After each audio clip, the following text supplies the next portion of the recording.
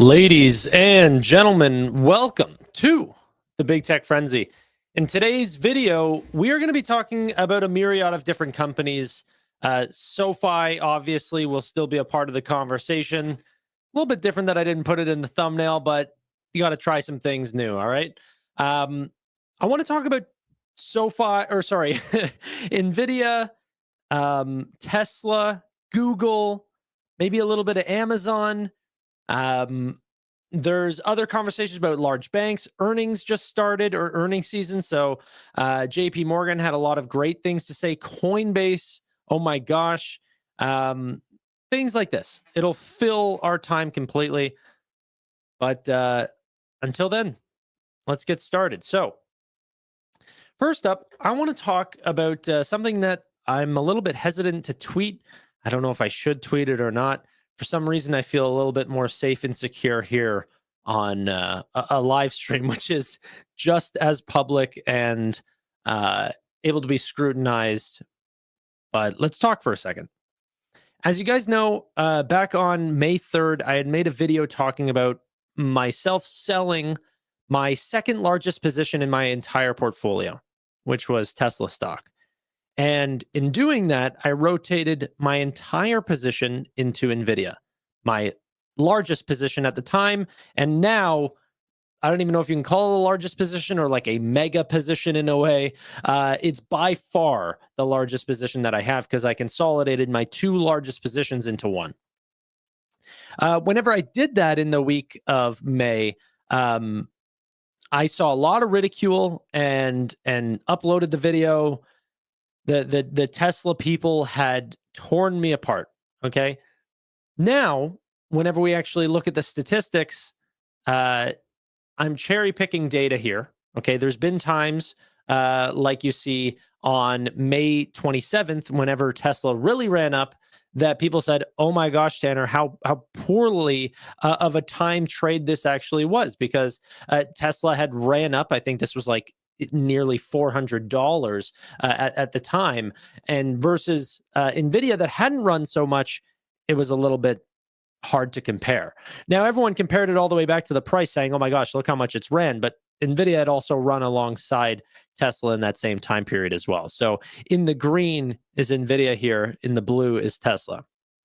Ever since that point of this large drop off for Tesla, I've been in the green ever since. And in fact, that's only widened ever since the China chip ban, which I don't even know if we spoke about. I think that came in late last night. Oh my gosh, I can't even believe I didn't even prepare anything there. Last night, Nvidia just said that the Trump administration has given them the green light to be able to sell H20s again back to China. Now they're changing the parameters a little bit to make sure that they are acceptable to go to China. But that being said, essentially Wall Street is adding anywhere between 4 billion a quarter, 6 billion a quarter, some going all the way back up to 8 and 10 billion a quarter, even throughout the rest of calendar year 2025 or fiscal year 26 for Nvidia. So overall, though, I took a lot of crap for making this trade. Okay. Nvidia is up 50% since May, and Tesla is up 9%. I'm not doing this to brag or anything along those lines, but I just wanted to defend myself a little bit to say, guys, I do want to get back into Tesla, but whenever I do, I'm going to do it with a lot more capital than what I would have done if I never made the trade to begin with. Okay. It was an amazing trade on my behalf. Holding on to Nvidia has been like a life changer. Okay. Like, Nvidia has made up for a large percentage of just the sheer dollar amount of gains that I've made in my entire life of investing over the past, like, what's coming up on 10 years now. Okay. 9 years and what is that? 9 years and 9 months right now. So I will get into Tesla soon. I don't know when. I want to see Nvidia get past $200 per share. I think that is going to happen. I think the build out is insane, and I want to continue to hold on to Nvidia even past that. but I do probably need to trim to some degree because I don't want this position to get above 50% of my portfolio. I can't have that forever. It's too much risk into one name. Big mustache energy. I cut it back a little bit.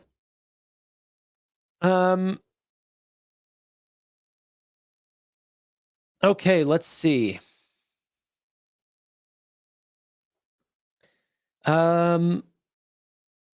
Okay, I don't know what's going on in the chat.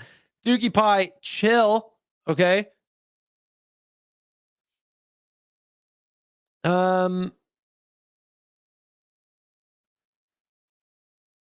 Fighter's Destiny. Hello. Hello, hello. Hey guys. Hey Gary. We're just talking about some big tech names right now. We'll rotate into some smaller names, some speculative names. Not only is TTD on the list of topics today, we have Uber, Google, not only Google, but like Waymo and Gemini news today. Like I said, the Nvidia news that's pumped this stock up another 4%. AMD, unbelievably high day today as well. And I might also do that as well. I don't know how silly it is to, I don't know. I want some level of an allocation to AMD. It was actually one of the names that I wanted on the stock draft as well. If I could have gotten them both, I think Amit took it away from me at the time. But what about SBET? Have you been watching? Not only have I been watching, ladies and gentlemen, I'm a shareholder of SBET because it's in the community fund. And that is by far the most green position that we have out of anything else. I think it's up like, if I remember correctly, like 73% since buying it like a couple days ago. It's actually crazy how green it is. I only know them for being sort of an Ethereum treasury and don't follow them any like at all. Someone else purchased it for my portfolio. So Mercado Libre, please tell me you won't trim Mercado. No, absolutely not. Mercado Libre is not even on the chopping block at all. It's not one of the larger positions of my portfolio, but it is a very sticky one. I think I'm going to hold that company for a long period of time. But I still have to remember that names like Nvidia, although it is by far the largest position in my portfolio, that there is some cyclicality to these types of businesses, these build-out names. Now, I don't actually think we're that close to that, especially now that China has just gotten access to Nvidia chips again. Mark Zuckerberg's coming out purchasing as many chips as he can possibly get his hands on, and that seemingly is forcing every other AI name to do the same thing. I think that we see much higher highs for Nvidia into the future. I mean, I really do believe that it's going to be the first $10 trillion company. But there's also a possibility where something goes wrong. Okay. So just because I think that there's high hopes for a business doesn't mean that I full port into a company that I think has the highest upside, because there could also be some downside. So I'm always going to have diversification. Me getting up to 50% in any individual name has not been something I've ever done in like 8 years. Maybe not that long, maybe like 7 years or something, but it's been an extremely long time. Okay. So not really a common move for me. And it's not going to stay that way. It can't. Now, someone just said, am I in Joby? No, I'm not in Joby, but can we shun the non-believers really quickly? This was a company that I don't personally hold, but I do. My name is attached to Joby for one reason in particular. With the FinTech Friday show, which name sounds like we only talk about fintech names, but really we talk about a myriad of different equities. We have a Christmas give like exchange where we are forcing other contestants, which are Tevis, myself, Roy, and Steve, and actually this year was also Chris DDI as well, to gift each other different stocks. And I actually gave Tevis Joby stock. Okay. So they're forced to buy on January 1st, or at least I thought they were forced to purchase. So the joke is that Tevis had not given me quite the best stock. So I needed to give him something that I thought was extremely high risk, high reward, something that was either going to come in 5th place or in first place. And so I ended up picking Joby, a company that I knew nothing about, but that I knew that there was a ton of hype around and the possibilities were very high. Okay. Turns out everyone's a genius in a bull market. Okay. The company, after being up another 10% today, year to date is up. Can I round up? It's 69%, 70% up, 69.3%. Okay. Unbelievable gift. And Tevis didn't even buy it. Absolute disgrace. They were pointing fingers whenever it was down a bunch, but no one's pointing and laughing anymore. Evan says, yo, what's up, brother? That's another guy that we do a show here on Tuesdays, Wednesdays, sometimes Thursdays. We're not really good at nailing down a time, nor like not only a day, but even the times within the days also can change. Yeah. It's hard dealing with busy individuals.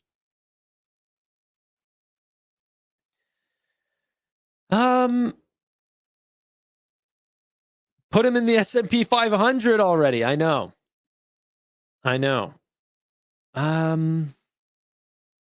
I had a really cool call this week with one of your favorite companies.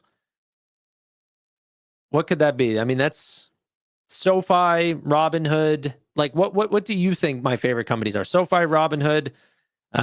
Do you know I like Shopify, Nvidia? Which one? Because no way it's like New or Melly or Salesforce or ServiceNow or any of these names. I don't think Evan knows that I care about any of those. One of those four. Okay. Hood, SoFi, Nvidia, and what was the other one I said? Shopify? I could guess. I think I could guess, but it sounds like you wouldn't tell me even if I got it right, or at least not publicly. Is it Coinbase? One of my favorite companies, yeah. Yeah. I actually don't hold Coinbase. My name's being attached to it and it's doing extremely well. And I am actually a believer, but I never found the right time to buy. It might be now, I don't know, but I don't know. I think that there still might be better opportunities. You know what's funny is Coinbase just recently reached out to me and they said, "Hey, would you like to come to our new base event?" Because that's they're showing off an event tomorrow. And they said, "Yeah, we'd love to have you in person at the event." I was like, "Great." Here, look at this. So they showed off this thing. By the way, a little bit of a epilepsy warning. Holy crap. Los Angeles, July 16, 3 p.m. That's where they invited me to. They invited me yesterday, like last night. I'm in Canada, guys. You got to give me some earlier warning than July 16th for 3 p.m. in Los Angeles. So I couldn't make it. But I'm super excited to see what they're putting out. I think it's a stock trading platform. Maybe it's a tokenization of many other things. Maybe it's something I'm not thinking about at all. But yeah.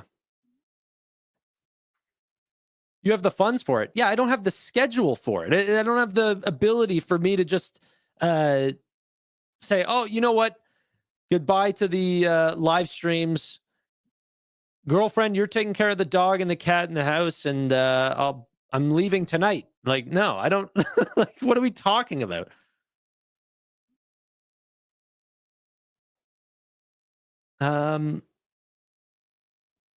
Tanner, please go in detail about the foot massage session.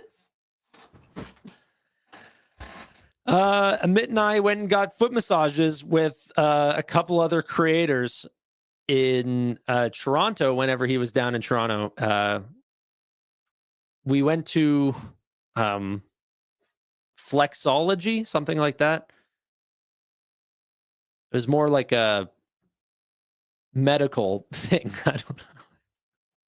I'm not explaining it well. Holy crap. Barry Matthews gifts 20 future investing memberships. Barry, thank you so much. Holy crap. That's going to be 20 more people that can watch the SoFi Weekly after hours shows. Evan, we should start doing some after hour shows as well. Yeah. Has Gergevin written all over it? I can't confirm nor deny. I wouldn't know.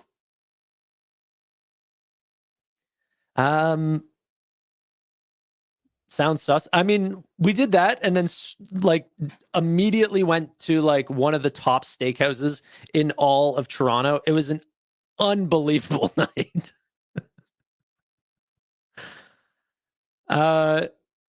Jeff says, how would I know if I got a membership?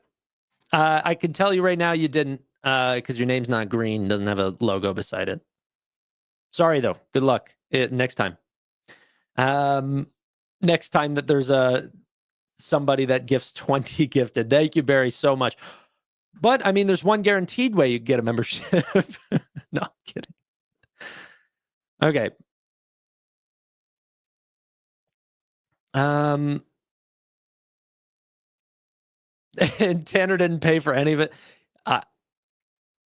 I did not. That is true. Yeah. You got to pump it up. You got to pump it up. What is this? I think this is a reference to something that I actually don't actually know.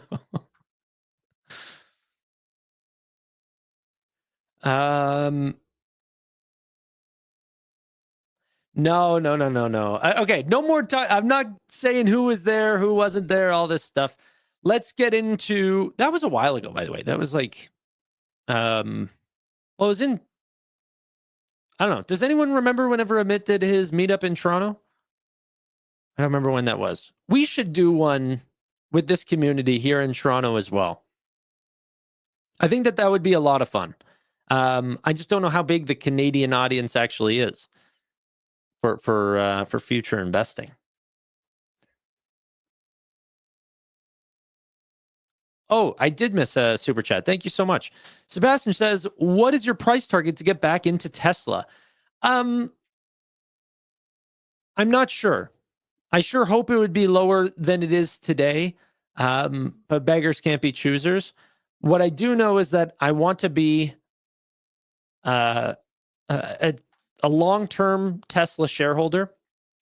I still don't like it right now, but I don't know if they're like with names like Tesla. I don't know if there's ever a valuation that screams out to you, or if companies like that remain expensive for the entirety of those business in the entirety of their business, like lifespan or my lifespan. Right? They'll probably outlive me. But I do know that I've made a killing on Nvidia, and as it surpasses 50% of my portfolio, I'm going to have to continuously trim. And I'm not one for holding on to cash all that often. So that money will get placed in other investments. It's just, do I start rebuilding a Tesla position, or do I potentially just do what I'm already doing? Don't worry about that position. Buy more Nubank, buy more, Google, Amazon, stuff like this. But I still do think Nvidia gets over $200 a share pretty quickly. So I don't think I'm going to do too much trimming until then. Who knows? How about a New York City meetup? I mean, that would definitely be on the short list of places that if we started doing meetups that we would want to go to. I know, like, even in a Amit's channel, because a lot of our audiences overlap sometimes, is that like a high majority of the people that were there were also watchers of this channel as well. So could be interesting.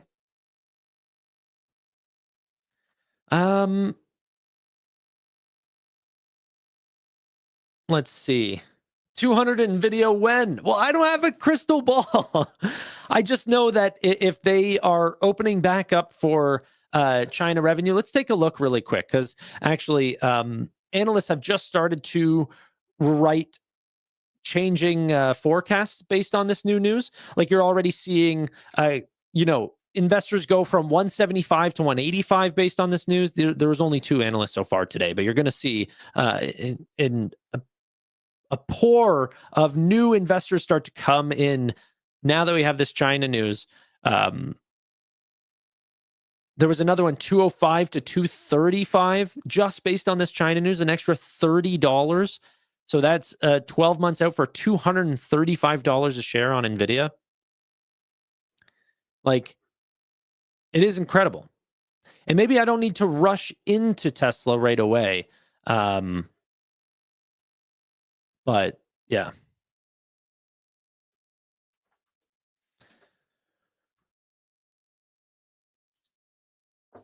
Do I have any covered calls on Nvidia? Not at the current moment. I thought about writing some today just because it ran up so much, but I actually think that it's going to continue to run up, especially like this is only day one of the China ban going away. Let's actually wait for a little bit of news. I think that there might be some large tech companies there that say they come out with reports saying that they are looking to purchase large quantities of Nvidia chips or what have you. But I do think that we're going to head a little bit higher. And if that does, I want to start writing covered calls on some of those days that we really do see large pumps up in the stock.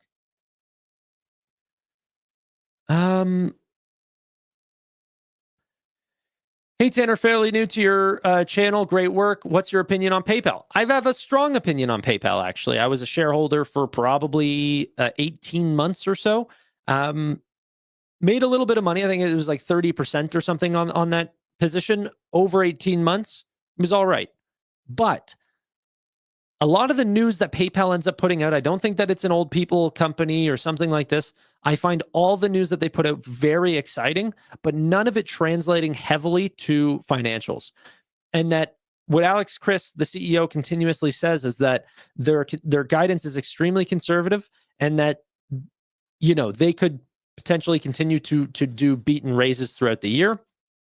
And things that they're sort of not working on, not monetizing right now, like advertisements and I don't know what another one is off the top of my head, but different projects that they've been working on are not in the guidance at all.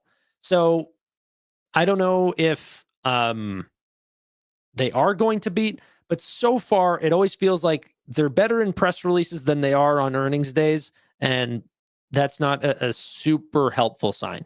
So Nvidia was a trade.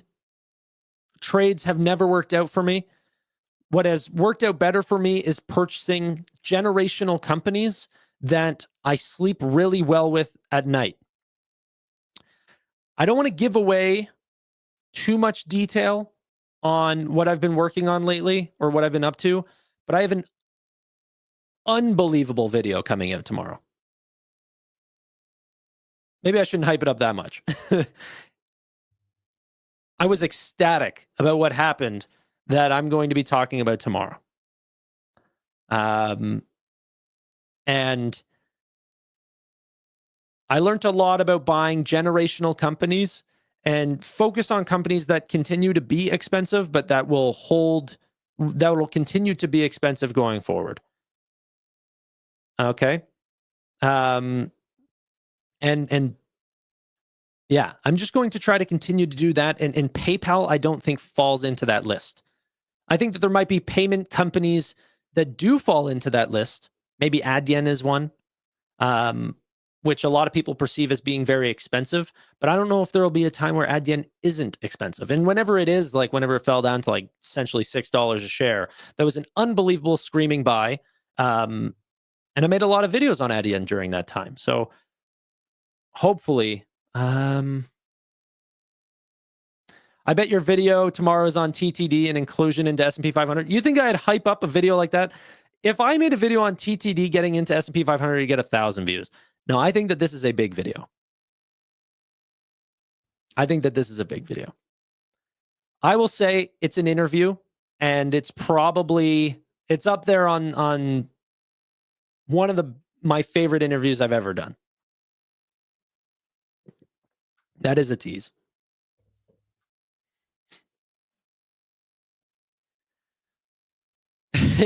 Is it Tom Lee? Is it Noto? Is it who knows? No, I'm joking. It's not Noto. That was too much hype for a second. When Peter Lunch.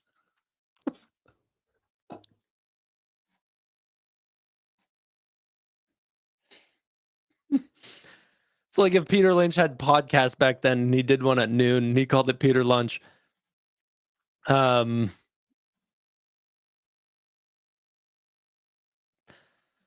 Okay. Whoa, interview with Trump? Yeah, no, I one of my favorite interviews, and I interview the president of the free world. Jensen Bill Wong. That would be a fun one. That would be Is he even free? Like, what's Bill Wong doing these days? I can't even believe that was brought up right now. Why is Bill Wong in people's headspace right now? Yeah, there's not a single news story about him in 2025. Like, did he go to prison? Yeah, he did. Faces 18 years in prison. Sentenced to 18 years in prison. Yeah. Okay. I thought so.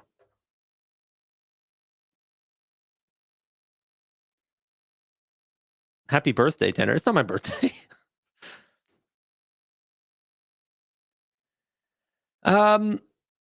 What a build up you better deliver. Well, it just depends on the level that you guys think. That's why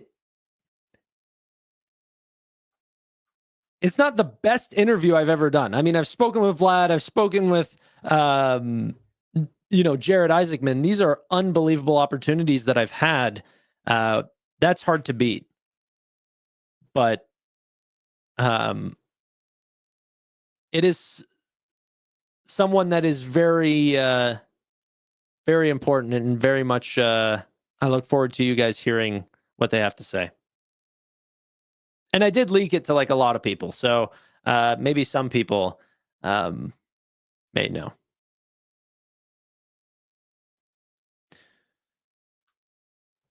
Why is it time to buy Tesla? It's time because I want it in my long-term portfolio. And it's a generational company. Like I said, I think it's important that you buy the one of ones. At some point, I'm going to need the companies that are solving humanoid robotics and self-driving vehicles.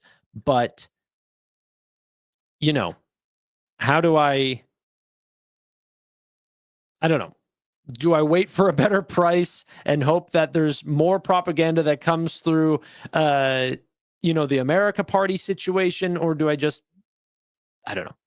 This is investing, right? There's a lot to think through. I don't have all the answers, but Nvidia is becoming too large of a position because it's gaining so fast, and I'm not going to let it become a 60% position in my portfolio. So I'm going to have to continuously trim, and I don't want cash. That's the answer. And I need Tesla in my long-term portfolio. Tanner, the real bullish news is the China-ready Blackwells not requiring COWOS or HBM. They want to be supply constrained after selling out H20s because COWOS is what limits production even for the H20s. Yes. I mean, TSM will make the next chips much, much better for them to be able to sell, manufacture, all of these things. But I'm just happy that one of the largest markets in the world will now be open to more selling, not just only the chips that they have, like that they'll continue to build and sell, but also the ones that we have written off and taken like a $5.5 billion hit that will also be written for. When Optimus ramps, that's when to buy. Yeah, but markets are forward looking. So obviously, I mean, hey, like right before they're about to do something amazing, let's purchase. But the whole market knows to do that. Right. So that's the only problem.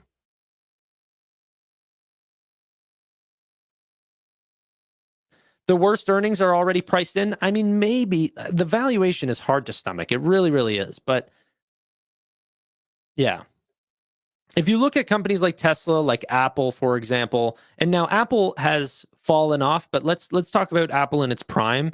This is what Evan in the chat is dying for me to talk about. But really, they are vertical integration experts. And Tesla takes that one step further because a lot of the actual production they do in house as well. It's not just the hardware design, software, all of that, like all of those things. Apple does extremely well, but a lot of the production is outsourced. For Tesla, they do everything top to bottom. You can essentially send them raw material and out comes a Tesla on the other end. I mean, it's insane. That's hard to replicate. That's a very special company.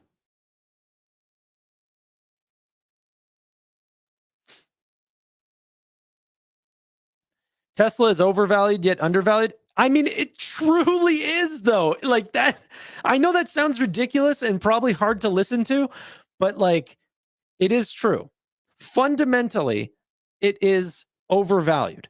But this is what makes a market, right? This is what's so spectacular about names like Palantir, like Tesla, like so many of these selective names, is that there is a real path to gaining high double digit, like higher than 50% market shares in new markets that could be trillions and trillions of dollars. That is very hard to try to do, and Tesla is quite well positioned. I mean, many people know that the product is not like it's not the car that makes Tesla what it is. There's a lot of concept cars or ideas for different EVs that makes like Tesla cars look like they're average. I mean, even the same can be said about Nvidia, right? There's a lot of expected new ASICs that are going to come out and beat Nvidia, but it's actually putting them into production and delivering them. That's the real like specialty, right? And that's what Tesla, I think, it has done so well, is they're actually really good at making factories and putting out the products. Like, so it is overvalued yet undervalued.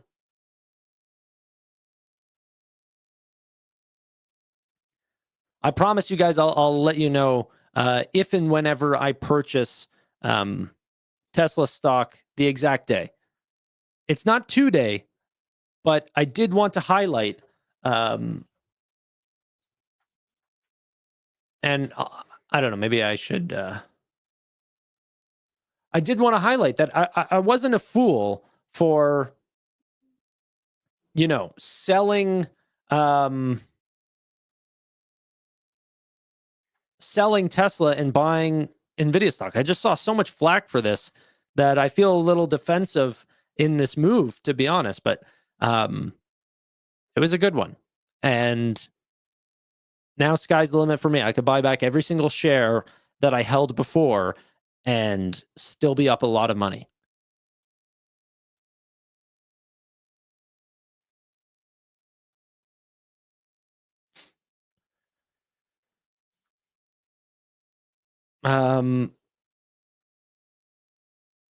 Mizuho raises ARM holdings, ARM price target, citing strong Azure and AI tailwinds. ARM for the community fund, says Payush. Holy. Payush has a fund of his own within this fund. I mean, honestly, we can take a look here at the community fund. So this does not include the likes of ARM, but we do have something a little special on this channel where we, if we get donations for the community fund, I'll go out and actually purchase these companies in a separate portfolio from my own. So that this is another portfolio. Like, I mean, it's one of my portfolios, but it's not one that I'm necessarily tracking to try to beat the S&P 500. I'm honestly trying to see if you guys can beat the S&P 500. So these are all the names. SoFi, thank gosh, is the largest position in this portfolio. ABCL, what's that one? ASTS, SBET, which actually, guys, SBET up 21% today. If we go to total return, up 73%. 73 freaking percent on SBET. SoFi up 2.9%, ASTS up 12%, Lumen's up,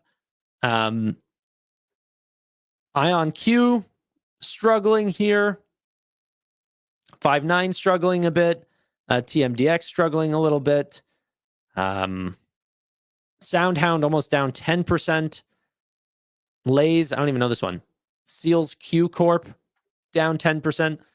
I'm buying these companies like literally in my portfolio, and I don't even know. Like here, I'll literally show you. Here, one sec.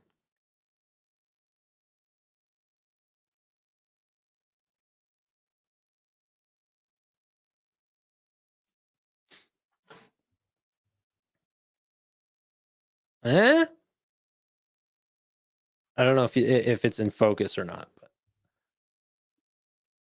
got all these different names here. So it is the true DGen life. It's the DGen portfolio. I see nothing. Well, maybe I should have blown it up. My bad. Here.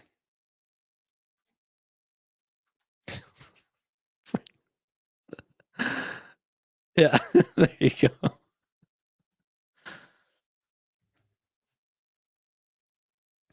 Do I like HIMS? I've answered this a million bazillion times, but I'm just not a big healthcare guy. I am big into fintech, into tech in general, cryptocurrency, AI, all these types of things that are making massive breakthroughs. But whenever people talk about how AI is going to make breakthroughs in healthcare, I'd rather just buy the bigger names that encompass that rather than have to pick out the individual biotechs or whatever that are going to try to make big waves in the market. Now, for HIMS, I find that there's many larger things happening in the market that I don't know and don't follow. Evan says, get Honeywell in there. Okay, I'll purchase $10 of Honeywell. It's actually secretly one of his favorite companies. I don't know how secret it is, but every time I think of Evan, I just think of Apple. So anytime he brings up another position other than Apple, I'm like, what? You have two positions? Thank you, Evan. I appreciate the donation. I'll get Honeywell. Now, for HIMS, I just think that there's so many large changes that could come out and actually happen, like with what happened with Novo Nordisk or anything. So I just don't care to learn more. It's such a large industry. Hasbro, they've had a great turnaround since 2 years ago. Hey, I'm actually I'm a shareholder of Hasbro in the fund, but if we need a larger allocation, then we will. Then we will do it. Fighter's Destiny, thank you so much. I do appreciate it. Upstart is going to fly, but why though? So I follow Upstart decently well. Okay. What makes them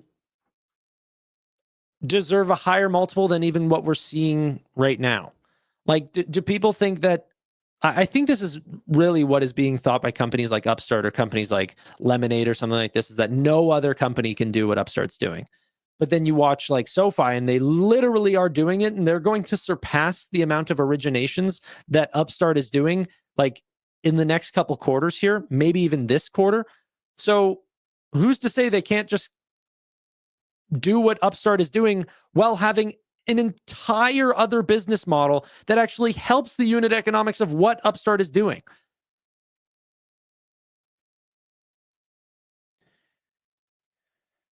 JT Driest, KHC.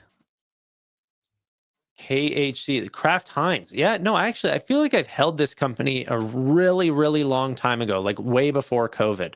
I think it was like whenever Buffett was holding it, and then there was like a big sell off or something, if I remember correctly. I don't know. I was a degen back then, trying to figure out what the heck I was going to do. But Kraft Heinz, wow. Thank you, JT, for the recommendation and the donation. We'll put it in the fund. They're doing a split or something? What, Kraft Heinz?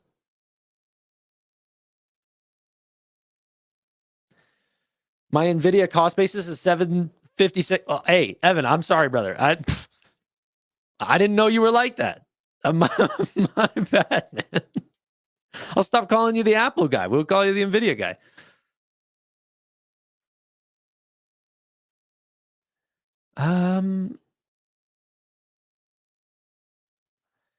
You've got some good dividends in the port now. Yeah, I think a dividend port is sort of what we need. I mean, you're fighting against the degens. We have a mix of like Abcelera and Quantum names, and then Honeywell and Kraft Heinz and Hasbro. It is an interesting mix. If there's a cap to the amount of positions that we can purchase in Savvy Trader, we are going to find it. Like, I think what we should do is have a stream one time, maybe in a few weeks. If we end up getting to like 100 positions, I don't know. We should try to figure out if there are names that maybe we need to abandon or something. And then the people who have actually contributed those, maybe we can get some of their input. Maybe we can even put people on stream, for example, try to, oh, that's a good idea. Okay. So if you guys don't know, we've been keeping track of every single purchase for the fund. I know everyone who's made a donation and what they've donated for and how much it was. It's in the description if you guys need to see that. It's a little Notion page. I think if there's a company that we want to sell off as a group, we'll do a big poll and everything, that they can come join the stream. We'll put them like in a court setting, and as a jury, we can either vote to keep their position or sell it off to rebalance into positions that we have higher faith in, like potentially SoFi. This could be awesome. We'll have people actually defend their positions, and if we think it's trash, it's gone. That's fun. That is fun. I'll have a little, I got to get a wig and everything. I'm going to get the thing, little gavel, robe and gavel, everything.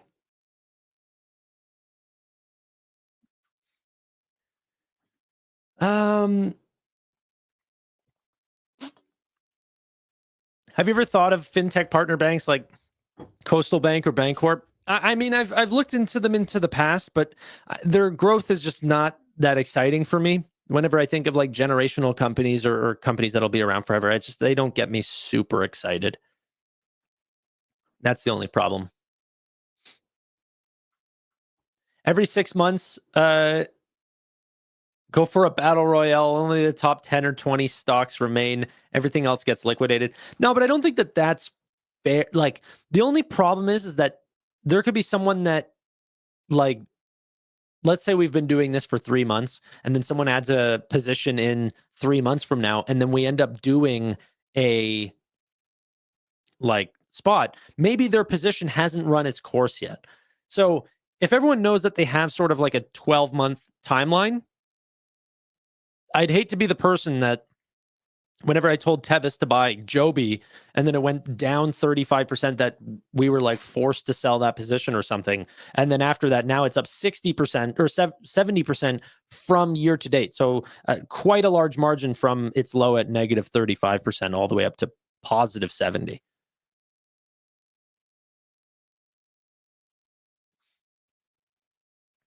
Tanner, you need cybersecurity exposure, FTNT. Yeah, I mean, Fortinet's one that I think I have on my short list of cyber names for my own personal portfolio, I haven't picked out a cyber name. They honestly look expensive, to be honest, but I do need something. I just don't know what it is yet.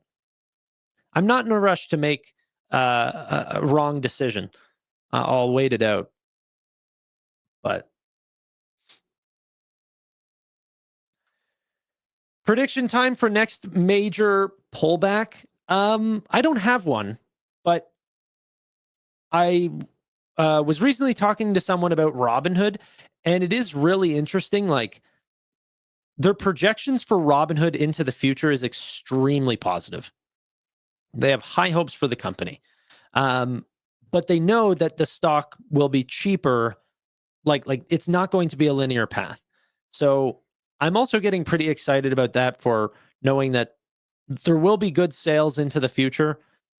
Once we get, like, right now, retail investing seems to be every single $1 billion market cap company is running, and it feels very much like 2021. These sort of things get me really worried, because then if Trump makes any sort of change, any large tariff announcement into the future, it could spell quite a disaster. Now, the market's extremely hopeful for soon-ish rate cuts. They're extremely hopeful for artificial intelligence and stablecoins and all of the things that have been put into place lately to give tailwinds for the entire market. Like these are economy changing, but there will be bumps in the road along the way.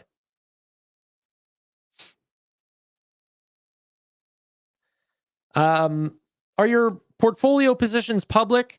My personal portfolio positions are public are behind a paywall. That's pretty much the easiest way to say it. Course members end up getting my personal portfolio, but for the people that have supported the channel for so long, I like to give them something a little bit exclusive, and that seems to be like a pretty big offering. So, and it's not just that. I mean, you're not paying for like most of the people that ended up buying that wasn't even a thing at the time. I just added it, and yeah. Anyway, Tanner, are you looking into Joby? They are consistently executing. No, I'm not looking into Joby. I won't be buying Joby personally. I don't know. I like buying companies that make money. I mean, that's the truth. Let's quickly talk about JP Morgan really quickly. JP Morgan today ended up showing off their Q2 earnings results. Now, we're in the full swing of earnings. Okay, so just before we end up getting into what JP Morgan ended up showing off, remember, ladies and gentlemen, that for the next 2 months, strap in, because the ticker has started. So you go into a website like this, like Earnings Hub, you can check out, actually have a link in the description. It's absolutely free to sign up, and you can end up seeing like different macro changes here, all the different stocks: JP Morgan, Citi, Wells Fargo. We saw those today. Tomorrow morning, ASML, J&J, Goldman Sachs, Bank of America. These are massive names, okay? And then once they actually do report, you can just click into these names and then go to their earnings to see how they did, how they changed, everything like this. So, oh, this is their score, sorry. So for ASML, this is actually a name in my stock draft. We're hopeful, fingers crossed. And if you're a big fan of this company, you can add it to your alerts and everything. So check out Earnings Hub. But for today, I want to talk about JP Morgan. JP Morgan ended up doing a double beat, up revenue, up on earnings per share. They actually got $5.24 of EPS versus $4.48 expected. They essentially showed off for all their trading volumes, consumer banking, everything was all completely up. Provisions for credit losses were less than expected, actually much less than expected. And that was actually kind of the theme across Wells Fargo as well.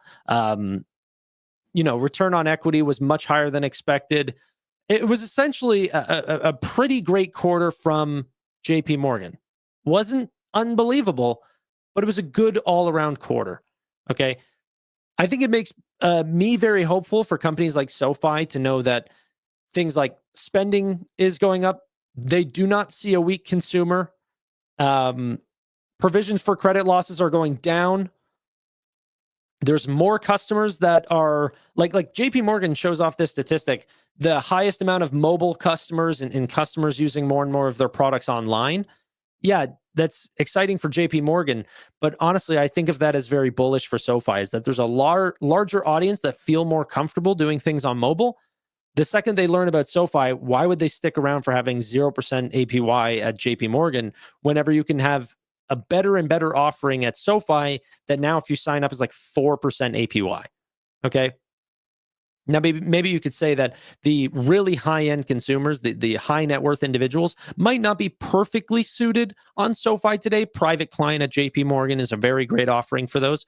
But SoFi is only going to fill those gaps over time, right? They're not getting rid of old products that they I mean, excluding what happened with crypto before, but that was more of a regulatory change. We're probably not going to see that into the future. So I actually thought that this was really positive news for SoFi.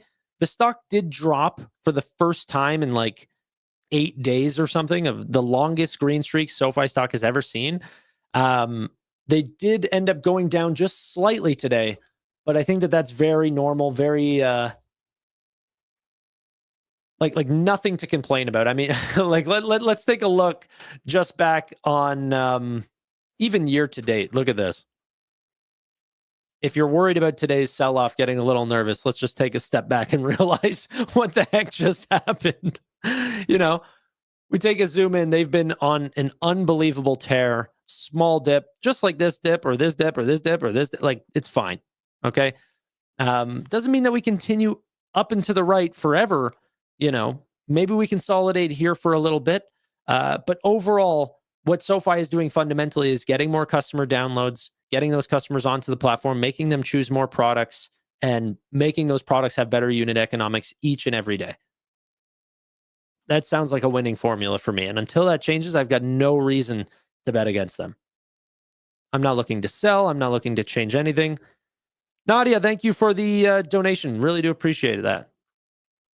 However, no message. So that's fun. But thank you.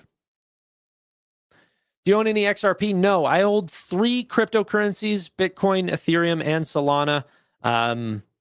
In order, it's actually Solana, Bitcoin, and then Ethereum at the bottom, but my bad. So whenever I see things like BMNR or SBET, I honestly have to say I'm kind of behind on the Ethereum play. I still hold it, but I actually thought that institutional names were going to go more in favor of Solana, just based on the actual output that the token can actually do at lower costs. But yeah.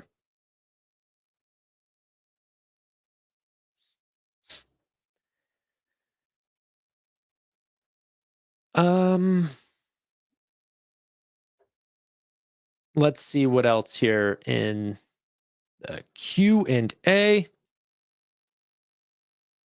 Jamie Dimon is one of the reasons to buy JP Morgan. I do agree. I think that he's an excellent CEO. What happens whenever he leaves? I think he announced his soon to be retirement about a year ago, and he said like in the next 5 years or something he was going to retire. So there is a little bit of a timer going now. When does his departure spell bad news for the business, or do they put someone in charge that gets people excited again? Did you see the Peter Thiel in BMNR news? Yes, I did. He purchased some, I guess, with his own personal money, not just Founders Fund, but Peter Thiel himself. But I didn't get an accurate answer as to what price he purchased that at, or if that was from older news at lower pricing than where BMNR is today.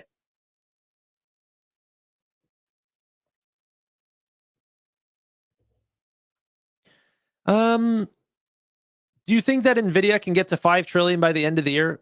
It sounds crazy, but yes. Yes, I do. What's the likelihood that happens? Not sure. It it's definitely a minority option. It's not in the most favorable case, or it's not in the most likely case. But the stock is definitely heading higher. And at least over the next 12 months, um, I think that it could get there for sure. Definitely in the next 12 months, I'm a big believer. The next 5 months, it's possible, but there needs to be some unbelievable news.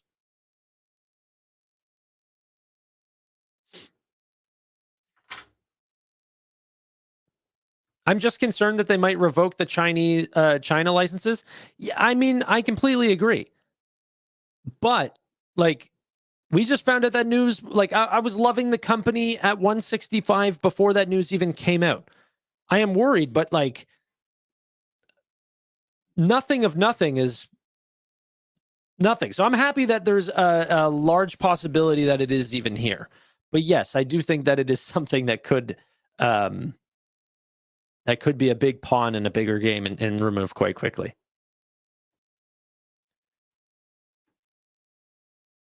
Um,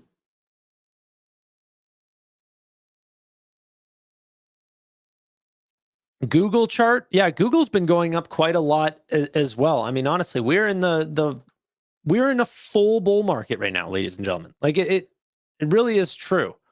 We're at 183 for Google. I still think it has a lot more to run. $2.22 trillion business right now. But I think that the worries that Google loses their entire their entire moat just because of ChatGPT is greatly overblown. We have to remember that whenever people are using Google Chrome and the first thing that pops up whenever they open the browser is Google, that doesn't always have to be the case. It could open directly to Gemini.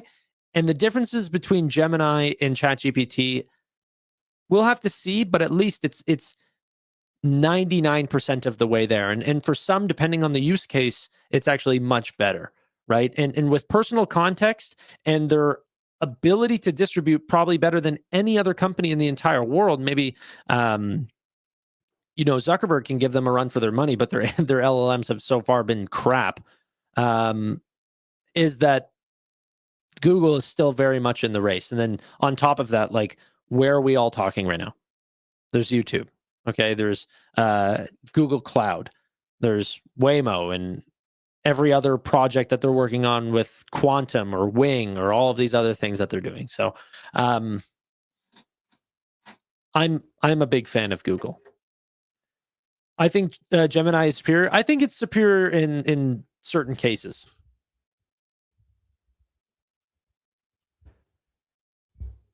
Yeah, exactly. Personal context and distribution is getting so heavily discounted for Google. Like even distribution on an enterprise level, like whenever you're talking about Google Cloud, like it's an insane advantage for them to have. They have the cost structure built out with Google Cloud. They have the distribution through Android, through Google Chrome, through YouTube, through all of these different things. Yeah,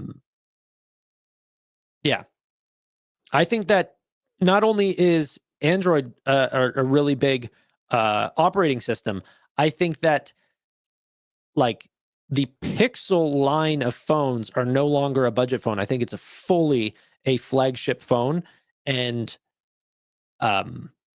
no one is really giving them enough credit that if they do build in artificial intelligence well, like that the Pixel 10 could sell really well, the Pixel 11s, 12s, wherever they end up going with it, could be some of the most exciting phones to ever come out. Are you adding more SoFi before earnings? No. No.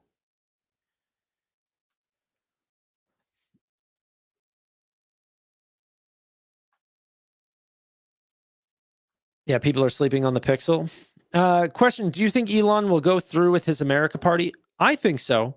I haven't really thought about the idea of him backing out of that idea, but to some degree, I mean, maybe he does in Tesla rockets. Like, I don't know.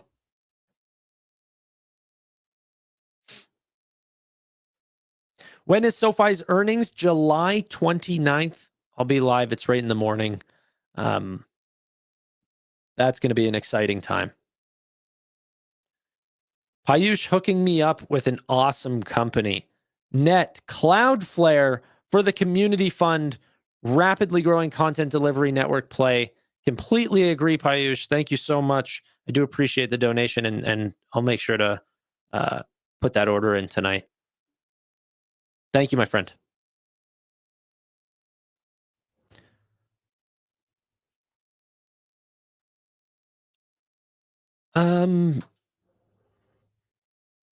Fortinet is better than net. I mean, I don't know the cybersecurity space too well, but I think a lot of the names I could hold very comfortably. I think the industry in itself is a little bit expensive, but probably rightfully so. Extremely fast growing, unbelievably high margins. Yeah, I mean it's probably pretty safe. Let's talk about names really quickly that have not been given exciting valuations, or at least maybe overlooked at times. We were just talking about Tesla. What are your thoughts on Uber? Baidu and Uber joined forces to accelerate autonomous vehicle development. This happened today, where once again, Uber will be the application that whenever you're ordering an autonomous vehicle through Baidu's Apollo Go autonomous vehicle fleet, that you'll have to do that through Uber, because if you want access to 200 million users, you got to use Uber, and they can actually help with facilitating the amount of usage. Like, that's one thing that Uber can actually guarantee, is that whenever someone orders a car on the back end, if they have an agreement with a company like Baidu, they can just say, hey, we guarantee you like $100 million worth of like transportations per year or something like this. Uber can guarantee that. If they know that there's a certain amount of rides that are being done and that continues to accelerate over time, that they can just push more vehicles towards Baidu and less towards, human-driven drivers. So, very nice. In another cool piece of news by companies that maybe are getting overlooked, Google, once again. New from our security teams. Our AI agent Big Sleep helped us detect and foil an imminent exploit. We believe this is the first for an AI agent, definitely not the last, giving cybersecurity defenders new tools to stop threats before they're widespread. Unbelievable. Okay? This is something that Elon has been trying to harp up a lot, is like, okay, now we need to actually see real utility from these things. That's a major one. So that's only going to get smarter over time. That's the most unbelievable point from both sides, not just from the defending side, also the attacking side. This is why cybersecurity is so freaking important. And there's a good saying from CrowdStrike's team that said, like, during recessions or anything like this, there's a lot of things that could be considered discretionary spending, but cybersecurity isn't one of them. So it actually doesn't matter the macro at all. You're going to have to pay your bills for cybersecurity companies. And that's a pretty amazing moat to have just as an industry.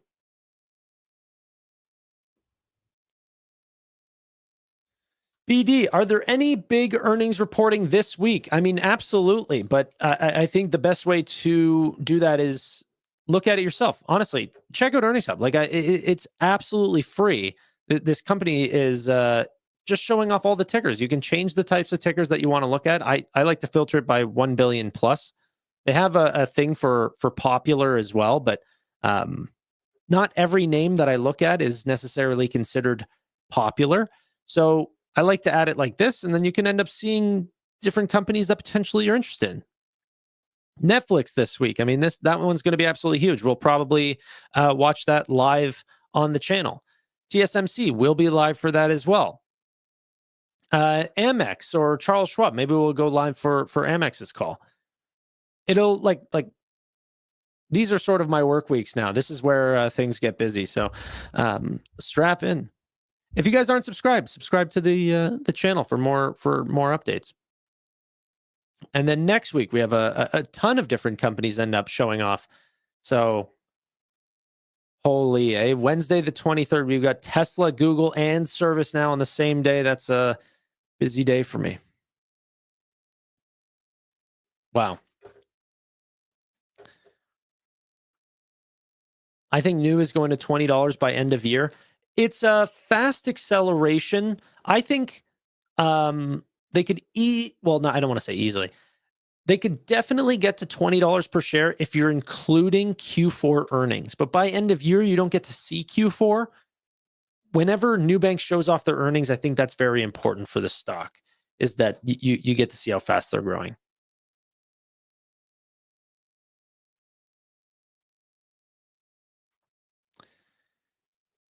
Seems like new just flies under the radar, never hear about it. Well, it's definitely true. I think a lot of people think that, especially from retail, you kind of get a mixed base. Like, one, it's not an American company, so that definitely does not, that cuts off a large percentage of investors already that exclusively invest in American companies. Two, you have it being actually quite a large market cap, and that turns off retail investors a lot as well. So $65 billion market cap. They're a huge company, but the speed at which they're growing, even as a $65 billion company growing like 40+% year over year, is just insane.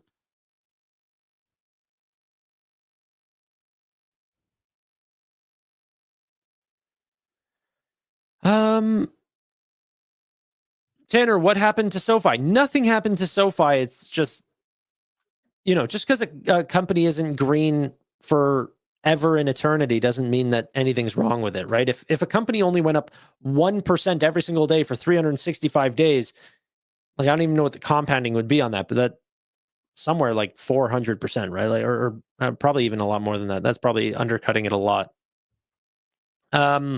But an unbelievable amount of growth if we just continuously were green forever and eternity. So just the fact that we're down slightly on one individual day, I think actually means nothing. We're down 1.7%. I don't think that's anything. The RSI is extremely high on SoFi. This was a lot for it to gain in a short period of time while not being there previously. Now, I wouldn't panic either. I think a lot of people are going to panic and everything. I think that is the complete wrong thing to do.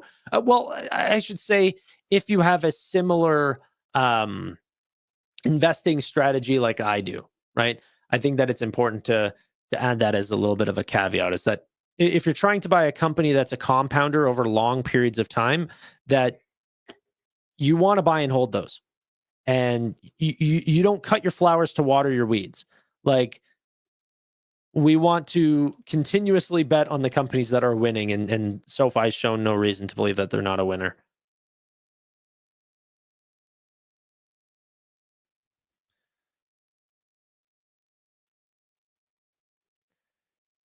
That's who you look like, Macaulay Culkin from Home Alone, or however you spell his name.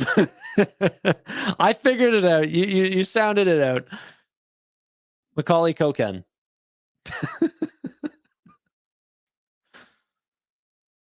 I'll take it. I've heard any small blonde kid from any show, that's who I look like. And I thought that I stopped that from growing out some sort of a mustache, but like, I got called the boy from the Christmas Story the other day on stream.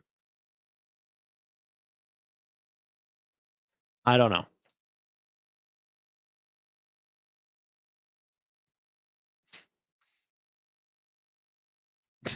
Okay, chill, guys.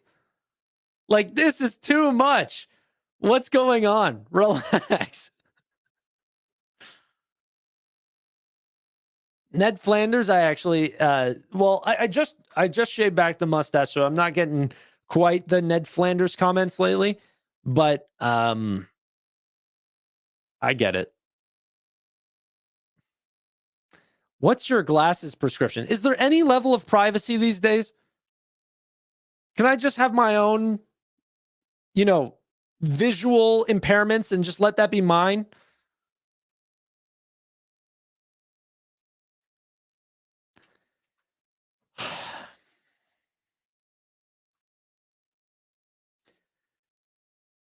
kid that gets the tongue stuck on the frozen pole, that's you. Okay, well, you didn't have to spell it out.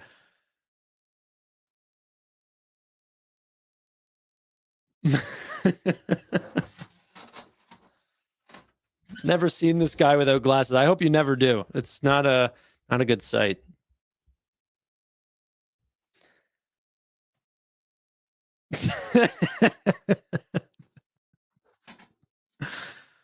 Oh gosh, that's funny.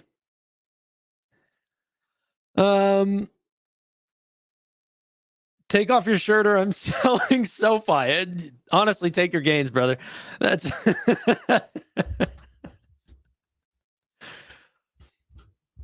yeah, the eyes come with the glasses. I don't have any eyes under these glasses. The truth is, I actually have no idea what my prescription is. I just go to the optometrist and they're like, all right, well, take this and go buy glasses. I'm like, all right. I don't know what they are. Why do I care? It's just another thing for me to remember. I'm already trying to remember a bunch of passwords and shit. I don't have to remember my glasses prescription. It's never going to come in handy.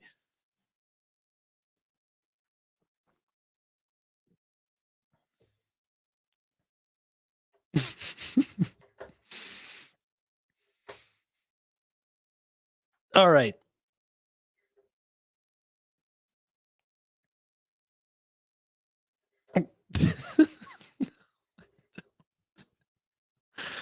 Oh gosh, you guys are funny. Let's talk about Waymo really quick. Um,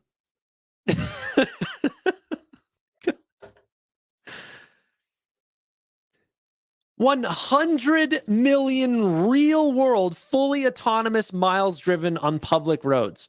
That's more than 200 trips to the moon and back. Thank you, riders. Waymo. By the way, I actually contributed to some of these real world miles. I was in a Waymo whenever I was in San Francisco. It was a good experience. You know, someone cut us off. We broke a little bit. Broke? They hit the brakes a little bit. And then we do you say broke if you braked in past tense? Do you broke? I don't think that's true. Um the Waymo braked and then we continued on. Uh what I like about this is that some people would point to the Tesla obviously having way more real world driven miles and say that that is a big advantage. And it is an amazing advantage. Okay. But Waymo is pointing out that this is 100 million real world, fully autonomous miles. They're definitely in first place on that degree. Google finally out of the 170s. I know it's a good feeling.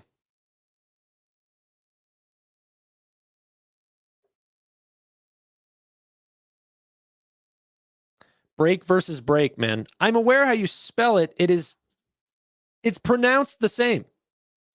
Break.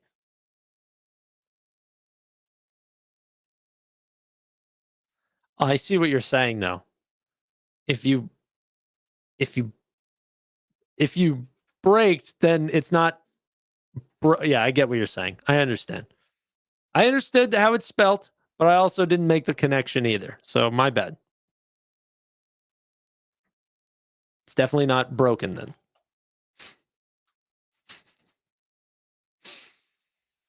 I should start doing more of those words of the days like what Amit does. Jeez, I need it. You realize that like I don't know if it's just me and Amit or if it's a thing with stock market people. We just don't even know how to speak English. I just see spreadsheets now.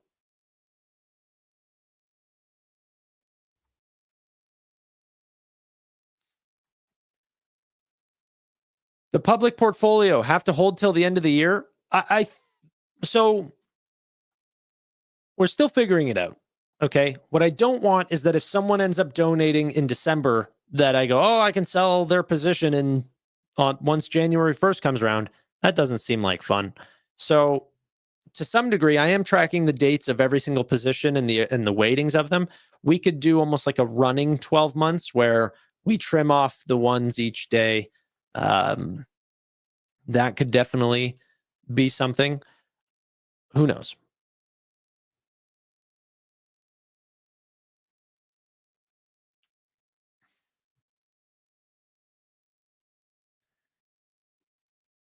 Amit does it on purpose to troll the chat, though. I don't know if that's true. I do not think that's true. I'll be in private conversations with this man. He'll say Massachusetts. It's a real thing.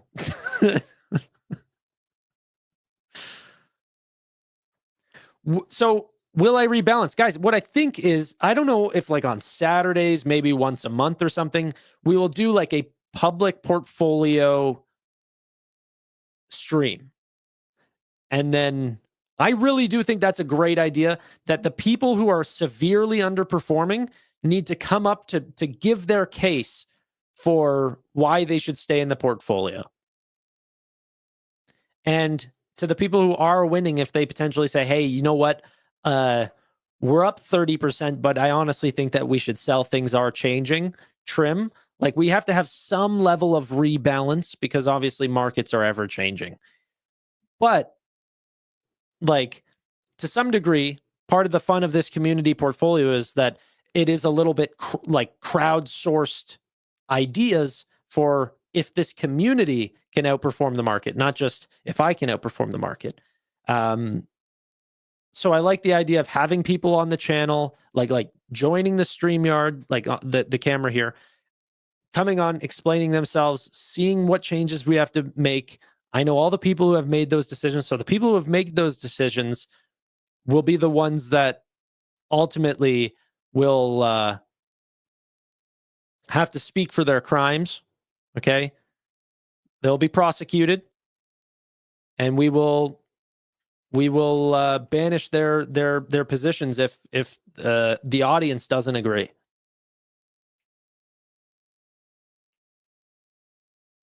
Where do we see the public portfolio? It's in the description. You can end up seeing, I think it says, check out Future Investing's community portfolio. I think it's futureinvesting.pro/portfolio. I think. I wish I had a better way of seeing my YouTube description while I'm live. I think I do. I'm just not doing it. Hold on.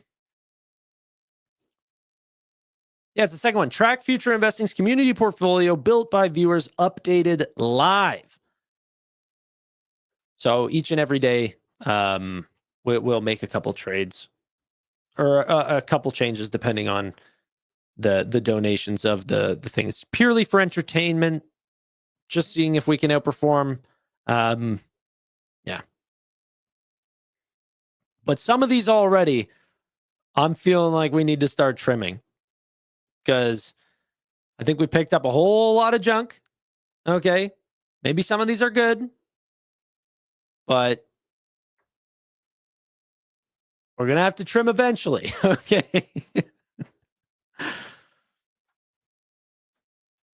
Some of these selective small cap names, like even SBET, whenever we got it, I was not confident, ladies and gentlemen. I wasn't. But performance speaks for itself. This is no longer on the chopping block. We're up 73%. I mean, the people who have donated will be able to come on the stream to get, round of applause from everyone, not to be judged by the court of public opinion. Geez, how many names are in there? You guys have put in 51 names. If you exclude the cash, which is just, the cash is not actually donation stuff. I just had to fund the account in order to actually make the positions. 51 names in 1 week. That's what I mean. There's no way that this is sustainable.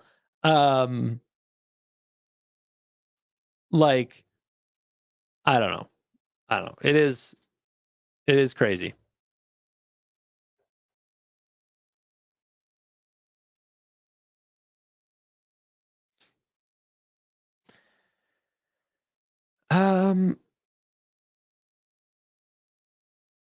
And if guilty, they get folded to the top stop in that sector. I mean, or the top stock in that sector, that could be a good way to put it, for sure.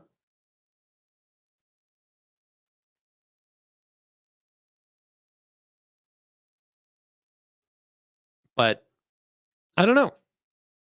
I don't know. If you guys have any cool ideas, DM me on X or something. I think that a lot of people have been reaching out to me saying they're very excited about this idea. They love what's going on. Um, so very happy to keep building into the excitement of this, and that like if we can get some sort of leaderboard or so, I don't know. The world's our oyster.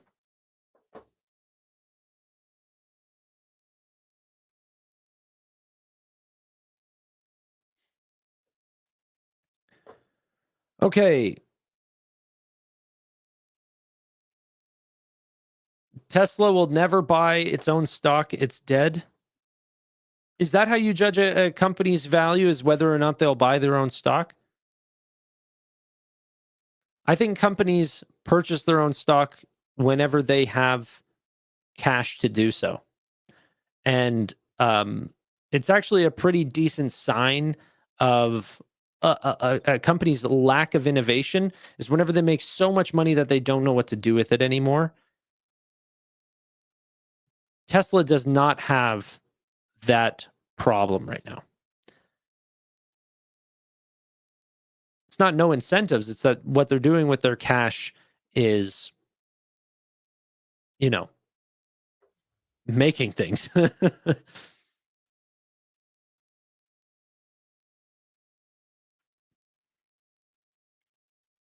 Portfolio is supposed to show how smart Tanner's chat is, and we've effed up. No, I mean that's not even true. We've given it no time, so I'm excited to see uh, what happens over time. But I do also think like if we've gotten to 51 positions in week one by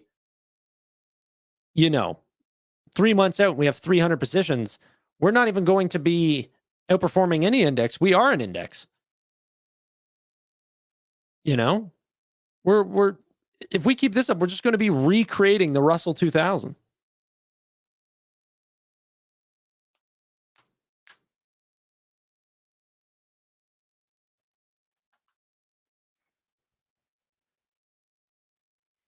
Yes, I am doing a live SoFi earnings results video. I'll be doing that with Tevis and Roy and the usual SoFi crew.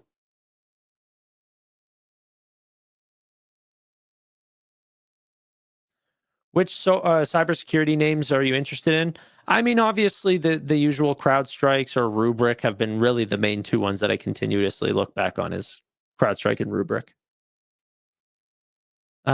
But Palo Alto keeps, swinging back into view for sure.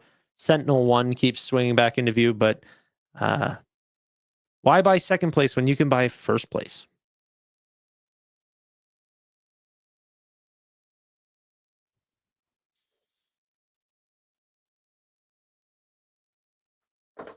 Dookie Pie says Tevis is John Mayer and Elon's baby. Is that what you're saying he looks like?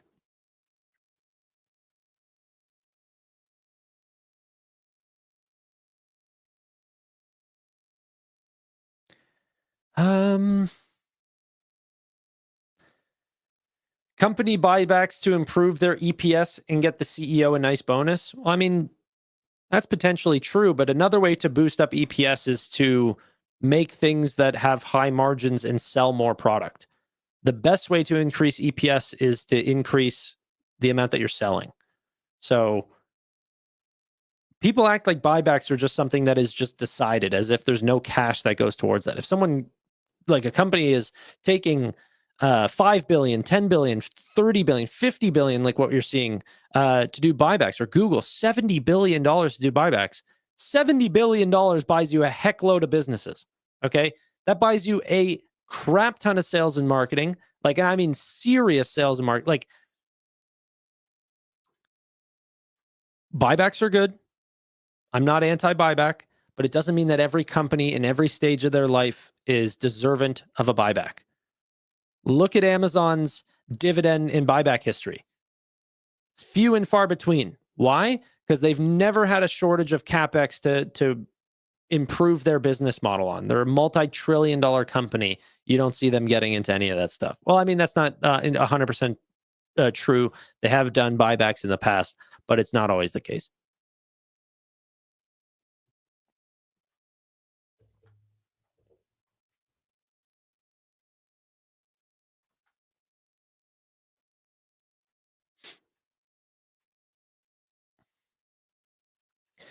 White belt trader here. I am also a white belt trader, so don't worry about it.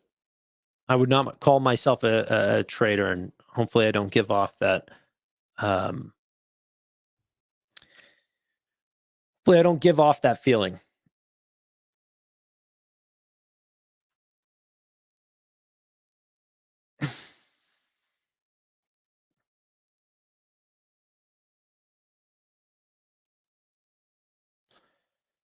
PayPal at 12 PE is good, but God, they need some growth. I agree. I agree.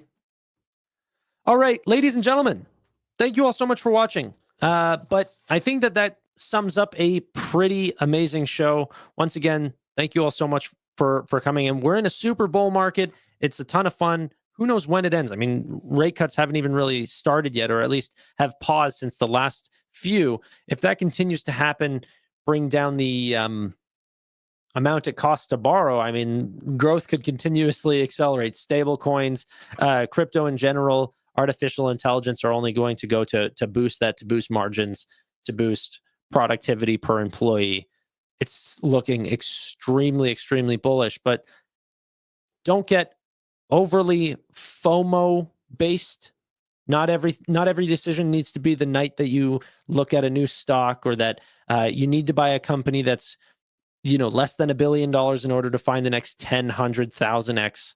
I mean, there's ways to make great compounding companies and truly grow the amount of net worth that you have. We're trying to compound net worth here, while also protecting on the downside as well. Don't get lost in the fuss. Remember that growth at all costs usually costs you at the end. So, ladies and gentlemen, thank you all so much for watching. Really do appreciate your time, and bye for now.